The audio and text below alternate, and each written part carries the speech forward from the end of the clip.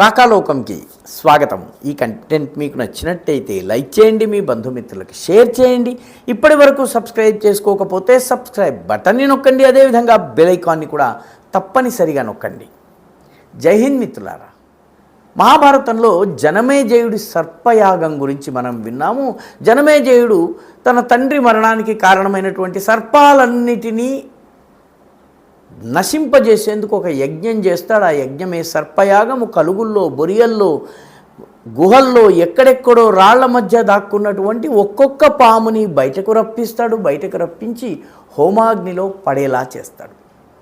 పాకిస్తాన్లో కూడాను సర్పయాగం జరుగుతోందా అని అనిపిస్తుంది. ఎందుకంటే భారతదేశానికి వ్యతిరేకంగా ఉగ్రవాద కార్యకలాపాల్లో పాల్పడి ఉగ్రవాదుల్ని రిక్రూట్ చేసి, ట్రైన్ చేసి, వాళ్ళకి అస్త్రశస్త్రాలు, ఆర్థిక అండదండలు అన్నీ ఇచ్చి పంపించినటువంటి వాళ్ళు, మొత్తము ప్లానింగ్ చేసినటువంటి వాళ్ళు, ఇక్కడ జరిగే, మన దేశంలో జరిగే యాక్షన్ అక్కడెక్కడో దేశం నుంచి హ్యాండిల్ చేసినటువంటి వాళ్ళు, వీళ్ళందరూ కూడాను నెమ్మదిగా ఎవరో అజ్ఞాత వ్యక్తులు చేస్తున్నటువంటి సర్పయాగంలో ఒక్కొక్కళ్ళుగా వచ్చి పడుతున్నారు, హతమవుతున్నారు.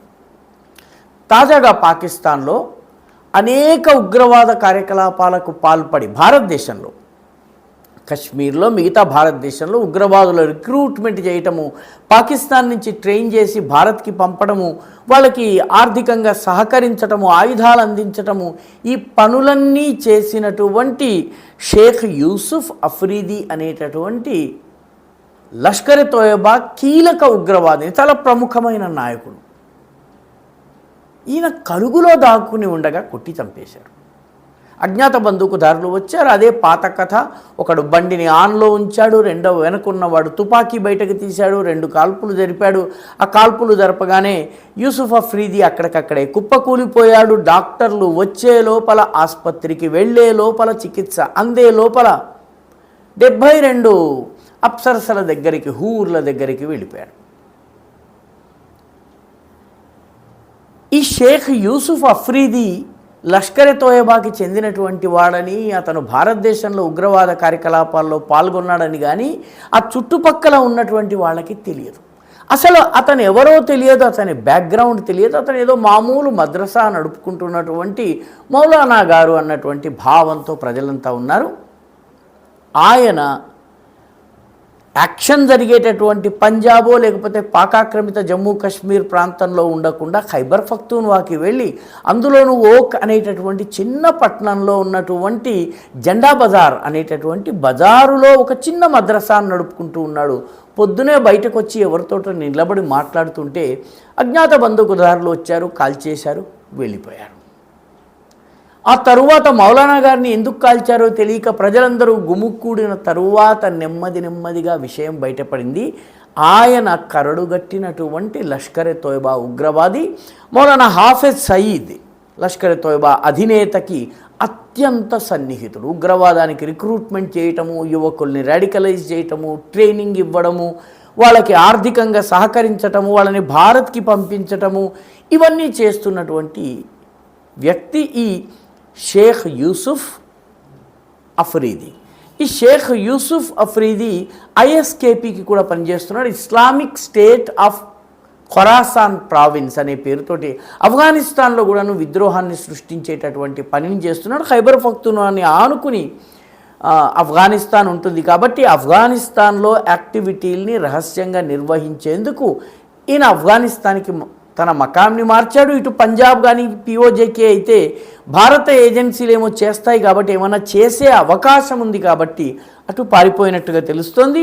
అయితే జెండా బజార్లో ఈయన జెండా ఎత్తేసేశారు. మొత్తానికి 2 అజ్ఞాత బందూకుదారులు వచ్చారు, కాల్చారు, వెళ్ళిపోయారు. ఇది పాకిస్తాన్లో దాదాపుగా భారతదేశంలో ఉగ్రవాద కార్యకలాపాలకి, భారత వ్యతిరేక కార్యకలాపాలకి పాల్పడ్డ వాళ్ళని ఏరి పారేసే యజ్ఞము ఈ అజ్ఞాత బందూకుదారులు చేస్తున్నారు. వీళ్ళు ఎవరో తెలియదు, వీళ్ళ బ్యాక్గ్రౌండ్ ఏమో తెలియదు. అయితే సర్వసాధారణంగా ప్రజలు పాకిస్తాన్లో కూడా దురంధర యాక్షన్ అని పేరు పెట్టుకున్నారు. నిజానికి ఇది ఐఎస్ఐ చేయిస్తోందని చాలామంది అనుమానము. అయితే పాకిస్తాన్ మాత్రము ఇది రా ఏజెంట్స్ చేయించేటటువంటి పని అంటోంది. పాకిస్తాన్ ఎలాంటి ఆధారాలు చూపించటం లేదు. కానీ ఈ లెక్కలన్నీ తేల్చుకుని వివాదం అంతా సద్దుమణిగే లోపల ఇంకొక అజ్ఞాత బందూకుధారి యాక్షన్ జరుగుతుంది, దురంధర యాక్షన్ జరుగుతుంది. ఇంకొకడు భారత వ్యతిరేక ఉగ్రవాది పైకి వెళ్ళిపోతాడు. తాజాగా ఇటీవల కాలంలో మహమ్మద్ తారిక్ అన్వర్, ఇతను మౌలానా మసూద్ అజర్ తమ్ముడు జైష్ మొహమ్మద్కి చాలా కీలకమైనటువంటి నాయకుడు. అదేవిధంగా 26/11 దాడిలో పాల్పంచుకున్నటువంటి, మొత్తం ప్లానింగ్లో పాల్పంచుకున్నటువంటి అబూ ఖాతల్, అతను కూడా ఖతమైపోయాడు.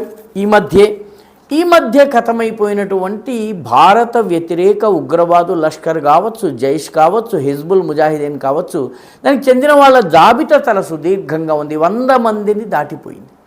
ప్రధానమైనటువంటి వ్యక్తుల్లో ఏప్రిల్ 26, గత సంవత్సరం ఏప్రిల్ 26న చనిపోయినటువంటి అమీర్ హంజా ఉన్నాడు, చాలా కీలకమైనటువంటి నాయకుడు. అదేవిధంగా జహూర్ మిస్త్రీ, ఇతను 2022లో పైకి వెళ్ళిపోయాడు.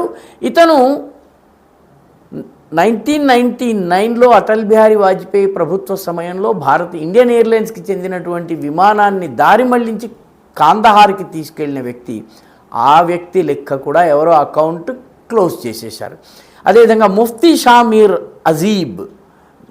అజీజ్ బెజంజో, ఇతని పూర్తి పేరు కొంచెం పొడుగ్గా ఉంది, ముఫ్తీ షామీర్ అజీజ్ బెజంజో.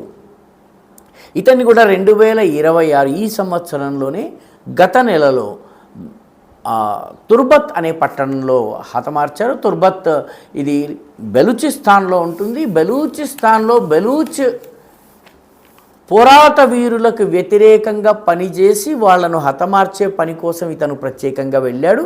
ఇతన్ని హతమార్చారు. కాబట్టి పాకిస్తాన్లో ఏదో సర్పయాగం జరుగుతోంది.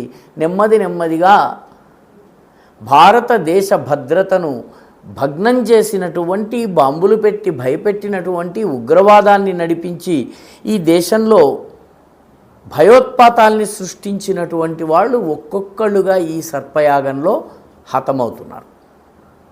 తాజాగా యూసుఫ్ అఫ్రీది లిస్టులో ఆయన పేరు వచ్చింది.